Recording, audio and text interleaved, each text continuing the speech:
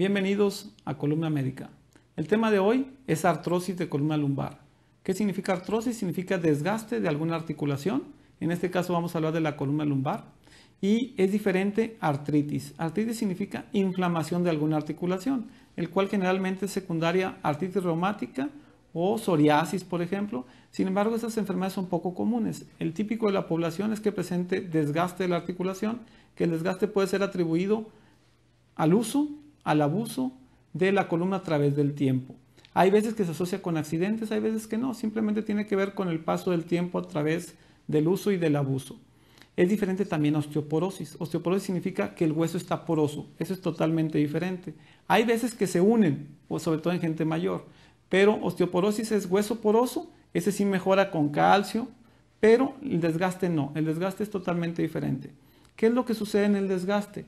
El disco, que es este, se va disminuyendo de tamaño, algunos llaman abombamiento o protrusiones, que son estas de aquí, y finalmente, al seguirse desgastando, empieza a chocar hueso con hueso. Incluso puede llegar a ser tan importante que ya prácticamente no exista disco, que empiece a chocar literalmente hueso con hueso.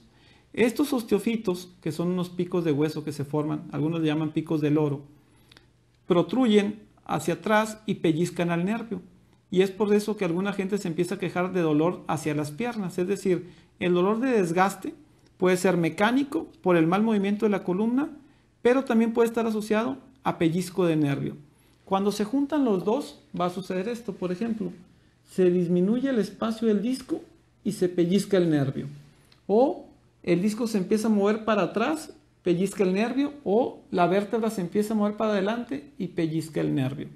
Es decir, existen muchas formas de presentación del desgaste de la columna vertebral. Por eso hay gente que nada más presenta dolor de espalda, hay gente que presenta dolor de espalda y ciática, y hay gente que nada más presenta ciática.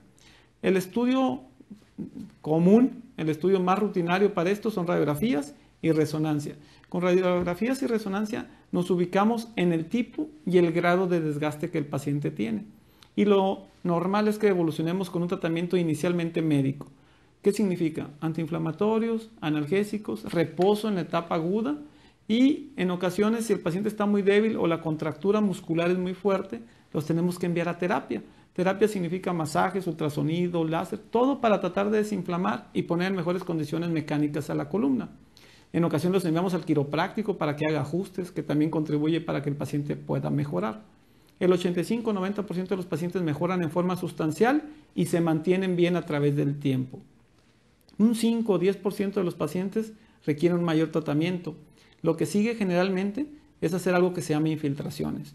Infiltración significa colocar un antiinflamatorio directo en el nervio. ¿Por qué directo en el nervio? Porque el disco casi no lleva sangre. Si el disco está pellizcando nervio o un fragmento de hueso está pellizcando nervio, ese nervio no lleva sangre. Entonces, si no lleva sangre, de nada sirve que al paciente le demos antiinflamatorios tomados. Lo tenemos que colocar directo para que el paciente tenga una posibilidad de recuperación. La gran mayoría de los pacientes también mejora con una infiltración. Si el paciente no mejora con una infiltración, entonces tenemos que considerar, ¿sí?, realizar un procedimiento quirúrgico.